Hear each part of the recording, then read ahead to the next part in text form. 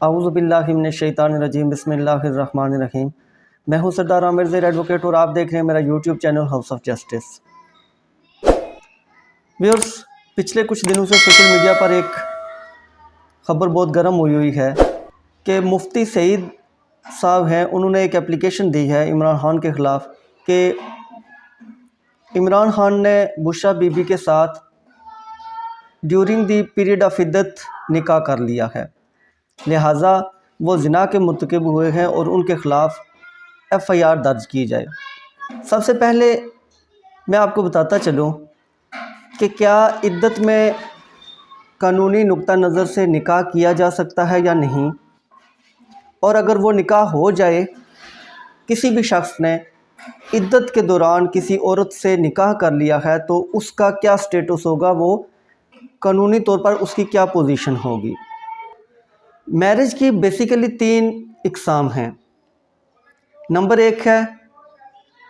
Valid marriage, number 2 ہے wide marriage, اور number 3 ہے ارریگولر میرج۔ ویلڈ میرج کیا ہے کہ جو قانونی نقطہ نظر سے، شرعی نقطہ نظر سے تمام ایسنشلز پورے کرے، وہ ایک ویلڈ میرج ہے۔ جو ایک نکاح کے لیے جتنے ایسنشلز ہیں، جتنی ریکوائرمنٹس ہیں، شرعی طور پر وہ پوری ہو رہی ہوں تو وہ ایک جائز نکاح تصور کیا جائے گا، اور اس کے نتیجے میں میاں بیوی کے درمیان کچھ رائٹس اینڈ ڈیوٹیز کریٹ ہو جاتے ہیں اس میرج کے بعد۔ جیسے بیوی کے ذمہ یہ ہوگا کہ وہ شوہر کی فرما بردار رہے، وہ خاوند کے ساتھ آباد رہے، اس کا گھر چھوڑ کے بغیر کسی ریزن کے نہ جائے۔ اسی طرح خاوند کے ذمہ ہے کہ وہ بیوی کا تمام جو نان و نفقہ ہے، خرچہ ہے، وہ برداشت کرے۔ تو یہ ایک ویلڈ میرج کے نتیجے میں یہ ساری اوبلیگیشن جو ہیں دونوں سائڈز پر وہ کریٹ ہو جاتی ہیں۔ Number 2 void marriage. Void marriage کیا ہوتی ہے کہ یہ کبھی بھی قانونی طور پر یا شرعی طور پر یہ جائز نہیں ہو سکتی۔ کوئی بھی آدمی جب اس طریقے سے نکاح کرے گا تو وہ وائڈ میرج کہلائے گی۔ کسی بھی صورت میں اس کو آپ کچھ بھی کر لیں، اس کو آپ ریگولر یا ویلڈ میرج نہیں کر سکتے۔ وہ کون کون سی میرج ہیں جو وائڈ میرج ہیں، اور وہ ہمیشہ سے ہی فاسد میرج جسے ہم کہہ سکتے ہیں، فاسد جو نکاح ہوتا ہے وہ تصور ہوگا۔ اس میں ہے کہ جیسے کسی آدمی نے اپنے کسی بلڈ ریلیٹیو کے ساتھ، محرم جو اس کا رشتہ تھا اس کے ساتھ نکاح کر لیا، اپنی بھتیجی کے ساتھ نکاح کر لیا، اپنی بھانجی کے ساتھ نکاح کر لیا، اسی طریقے سے اس کے جو خالہ ہیں، پھوپھی ہیں، جو محرم رشتے ہیں، محرم رشتوں میں سے اگر کسی کے ساتھ بھی کسی مرد نے نکاح کر لیا تو یہ ایک وائڈ میرج ہوگی، اور کبھی بھی یہ ویلڈ میرج نہیں بن سکتی۔ اسی طرح اگر کسی آدمی نے شادی کی، اب شادی کے بعد اس کے جو سسرال ہیں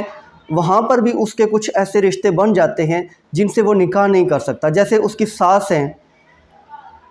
تو وہ اپنی ساس سے نکاح نہیں کر سکتا۔ اس کے علاوہ اگر کسی کی کوئی رضائی بہن ہے، رضائی بہن سے مراد ہے کہ وہ اس کی ریئل سسٹر نہیں ہے لیکن دونوں نے ایک ماں کا دودھ پیا ہوا ہے، تو وہ کوئی بھی مرد اس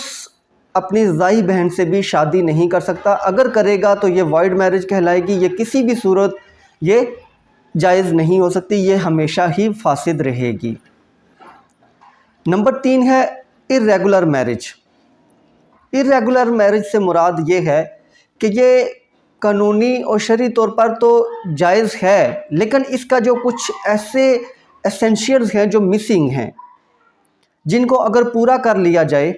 تو وہ میرج جو ہے وہ درست تصور ہوگی۔ وہ کون کون سے ہو سکتے ہیں؟ مثال کے طور پر کسی آدمی نے نکاح تو کر لیا، اب نکاح کے لیے 2 گواہوں کا ہونا ضروری ہے۔ کوئی گواہ نکاح میں شامل نہیں تھے، نکاح تو ہو گیا لیکن یہ ایک ارریگولر نکاح ہے۔ اس کو جب تک ہم یہ جو کمی تھی، اس میں جو بھی کمی تھی، جیسے 2 گواہ موقع پر موجود نہیں تھے، تب تک یہ ارریگولر رہے گا، یہ ویلڈ نہیں ہوگا۔ لیکن اس کو ریگولر یا ویلڈ کیا جا سکتا ہے جب پھر دوبارہ سے نکاح کر کے دو گواہوں کے سامنے اس کو پڑھ لیا جائے۔ پھر ایک ارریگولر نکاح کی جو ایک اور مثال ہے وہ یہ ہے کہ کسی آدمی کی 4 بیویاں ہیں۔ اب اسلام میں ایک وقت میں 4 بیویوں سے زیادہ رکھنا جائز نہیں ہے۔ کوئی بھی مرد ایک وقت میں صرف 4 شادیاں کر سکتا ہے۔ ایک وقت میں سے مراد ہے کہ اگر کسی آدمی نے 4 شادیاں کی ہوئی ہیں، اس میں سے کسی ایک عورت کو اس نے طلاق دے دی یا اس نے خلا لے لی یا اس کی ڈیتھ ہو گئی، تو ایسی صورت میں اس کی اب 3 بیویاں رہ گئی ہیں تو وہ چوتھی پھر کر سکتا ہے۔ زندہ 4 بیویاں جو اس کی زوجیت میں ہوں، اس کے نکاح میں ہوں، وہ رکھ سکتا ہے۔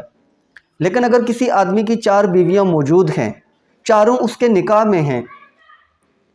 وہ 5ویں شادی کر لیتا ہے، تو یہ ارریگولر میرج ہوگی۔ تب تک ارریگولر ہوگی جب تک وہ آدمی، کیونکہ اب اس کی 5 بیویاں ہو گئی ہیں تو 5 اسلام میں جائز نہیں ہے، تو پہلی 4 میں سے اگر وہ کسی ایک کو طلاق دیتا ہے یا وہ خلا لے لیتی ہے یا پہلی 4 میں سے کسی کی بھی ڈیتھ ہو جاتی ہے، تو اب پھر اس کی یہ جو شادی ہے، یہ جو نکاح ہے، جو 5ویں بیوی ہے، یہ اس کے لیے جائز ہو گئی، اور یہ اس کی جو میرج تھی جو پہلے ارریگولر تھی، جب 5 بیویاں تھیں تو یہ ارریگولر تھی، ایک کی ڈیتھ، طلاق یا خلا کی صورت میں اب چونکہ 4 بیویاں رہ گئی اس آدمی کی زوجیت میں، تو یہ ایک ویلڈ میرج بن گئی۔ اسی طرح جیسے اسلام میں 2 بہنوں کے ساتھ ایک وقت میں نکاح نہیں ہو سکتا، مطلب کہ 2 بہنیں بیک وقت کسی ایک مرد کی زوجیت میں نہیں رہ سکتی، لیکن اگر کسی آدمی نے ایسا کر لیا کہ اس کی جو پہلی بیوی تھی اسی کی جو سگی بہن ہے اس کے ساتھ اس نے شادی کر لی، اب پہلی بھی اس کے نکاح میں موجود ہے، اس نے دوسری بھی بہن جو اس کی سگی بہن تھی اس کے ساتھ نکاح کر لیا، تو یہ ارریگولر میرج ہے، ارریگولر نکاح ہے۔ یہ کیسے ریگولر ہوگا، کیسے ویلڈ ہوگا کہ جب وہ پہلی بیوی کو طلاق دے دے یا پہلی بیوی خود خلا لے لے یا اس کی ڈیتھ ہو جائے، تو ایسی صورت میں یہ جو دوسری بہن اس نے نکاح میں لی تھی تو وہ اس کے لیے ویلڈ میرج بن گئی ہے، وہ اس کے لیے جائز ہے قانونی طور پر بھی اور شرعی طور پر بھی۔ پھر ہے عدت میں شادی کرنا۔ عدت کے دوران اگر کوئی مرد کسی عورت سے نکاح کر لیتا ہے تو یہ بھی ارریگولر میرج ہے، اس میں بھی کچھ ایسینشلز مسنگ ہوتے ہیں، جیسے عدت کا ایک پیریڈ ہے تو وہ پورا نہیں کرتا۔ عدت کا پیریڈ کیا ہے کہ اگر کسی عورت کے خاوند کی ڈیتھ ہو جائے تو اس کے لیے جو عدت کا پیریڈ ہے وہ 4 مہینے 10 دن ہے۔ اسی طریقے سے اگر کسی عورت نے خلا لے لی یا کسی عورت کو طلاق ہو گئی تو اس کے لیے جو اکثر لوگ کہتے ہیں کہ عدت کا دورانیہ ہے وہ 3 مہینے ہے، تو یہ 3 مہینے کا جو پیریڈ ہے یہ کہیں بھی نہیں لکھا ہوا۔ یہ 3 مہینے کا جو لفظ ہے یہ قرآن پاک میں بھی نہیں لکھا ہوا، قرآن پاک میں لکھا ہوا ہے 3 طہر لکھا ہوا ہے۔ 3 طہر سے مراد ہے کہ ہر مہینے جو عورت کے مخصوص دن ہوتے ہیں تو وہ 3 بار جب وہ اس پیریڈ سے گزر جائے گی، اس سرکل سے گزر جائے گی تو اس کی عدت کا دورانیہ کمپلیٹ ہو جائے گا، وہ چاہے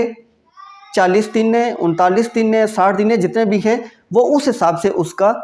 عدت کا پیریڈ کمپلیٹ ہوگا۔ 3 مہینے تو 90 ڈیز ہیں، 90 ڈیز فکس کسی بھی جگہ میں نہ قرآن پاک میں لکھے گئے ہیں نہ ہی کسی قانون میں لکھے گئے ہیں۔ اس پر میں ایک ججمنٹ شیئر کرنا چاہتا ہوں۔ فیڈرل شریعت کورٹ کا ایک فیصلہ تھا جس کے خلاف 1992 میں سپریم کورٹ میں اپیل کی گئی، جس میں یہی عدت پیریڈ ڈسکس کیا گیا۔ ججمنٹ ہے 1992 SCMR 1273 سپریم کورٹ۔ اس ججمنٹ میں قرآن پاک اور حدیث کی روشنی میں جو عدت پیریڈ ہے اس کو بڑے ڈیٹیل طریقے سے ڈسکس کیا گیا ہے، میڈیکلی بھی اس کو دیکھا گیا ہے اور شرعی لحاظ سے بھی دیکھا گیا ہے کہ ایک عورت کا جو عدت کا پیریڈ ہے وہ کتنا ہو سکتا ہے۔ تو اس میں جو فائنلی قرآن و سنہ کی روشنی میں جو عدت پیریڈ جو کم سے کم ڈیز مقرر کیے گئے کہ اتنے کسی بھی عورت کے ہو سکتے ہیں عدت کا پیریڈ، تو وہ 39 ڈیز مینشن ہیں اس ججمنٹ کے اندر جو سپریم کورٹ کی ججمنٹ ہے،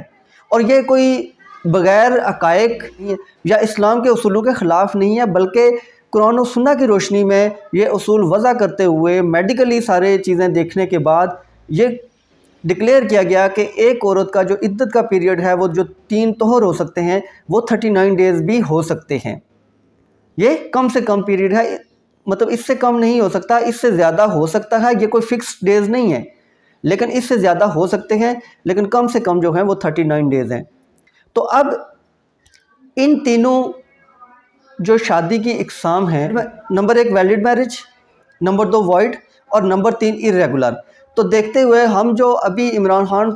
صاحب پر جو یہ الزام لگا ہے کہ انہوں نے عدت میں شادی کی ہے، تو پہلی بات ہے یہ دیکھنا چاہیے کہ انہوں نے جو عدت کا الزام لگایا جا رہا ہے تو کیا وہ 3 طہر کا ٹائم ابھی گزرا نہیں تھا؟ اگر گزرا تھا تو پھر تو شروع سے یہ میرج جو ہے وہ ویلڈ ہے، اس پر کوئی قانونی لحاظ سے یا شرعی لحاظ سے کوئی ایسی بات نہیں ہے۔ لیکن اگر وہ پیریڈ کمپلیٹ نہیں ہوا تھا تو ایسی صورت میں پھر دوسری جو شرط ہے کہ اس میں جو کمی تھی، کمی کیا تھی کہ عدت کا پیریڈ کمپلیٹ نہیں ہوا تھا، تو اب تک تو وہ عدت کا پیریڈ کمپلیٹ ہو چکا ہے، ان کے خلاف تو FIR ہو ہی نہیں سکتی۔ اس میں قانون کا ایک حوالہ دینا چاہوں گا کہ جو انفورسمنٹ آف حدود آرڈیننس 1979 ہے، اس کی سیکشن 4 کے تحت 2006 سے پہلے تک یہ تھا کہ اگر کوئی بھی آدمی ایسی شادی کر لیتا ہے، چاہے وہ شادی irregular ہے یا وائڈ ہے، دونوں صورتوں میں اس آدمی کے خلاف زنا کا مقدمہ درج کیا جائے گا۔ انفورسمنٹ آف حدود آرڈیننس 1979 سیکشن 4 کی جو امینڈمنٹ ہوئی 2006 میں، اس کے تحت اب اگر کوئی بھی آدمی کسی عورت سے شادی کر لے، چاہے وہ irregular میرج ہی ہو، اس کے خلاف زنا کا مقدمہ نہیں درج کیا جائے گا۔ تو یہ جو مفتی صاحب ہیں یا ان کو جو بھی لانے والے تھے، تو ان کے نہ تو ان کو شرعی طور پر کوئی اسی چیز کا علم تھا اور نہ ہی انہوں نے قانونی لحاظ سے اس چیز کو دیکھا تھا، اور بلا وجہ ایک پروپیگنڈا کر دیا۔ حالانکہ